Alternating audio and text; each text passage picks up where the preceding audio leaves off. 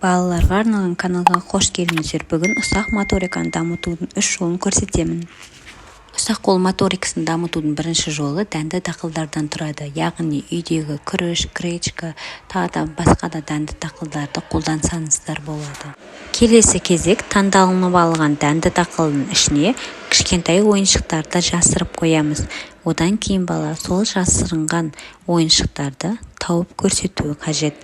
Бұл ойынға деген қызығушылықты арттырады.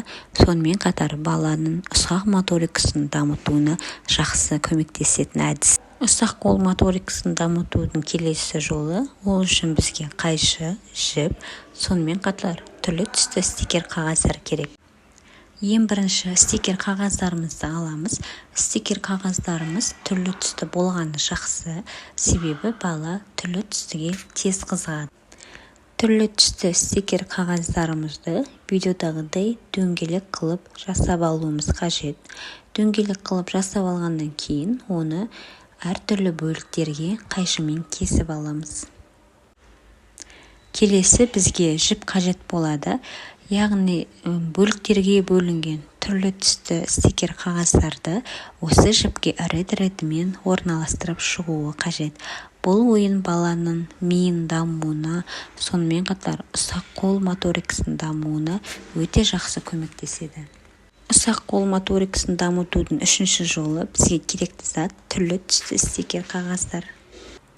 Стикерлерді партаның үстіне жабыстырып шығамыз. Ол жерде әртүрлі түс болғаннан соң оларды араластырып жабыстыратын боламыз. Одан кейін балаға сол түстерді рет-ретімен жинастырамыз. Яғни жасыл түстерді бірге, қызғылт түстерді бірге, қызғылт сары түстерді бірге жинастыруымыз қажет. Осы көрсетілген ойындардың барлығы баланың ұсақ қол моторикасына өте жақсы көмектеседі.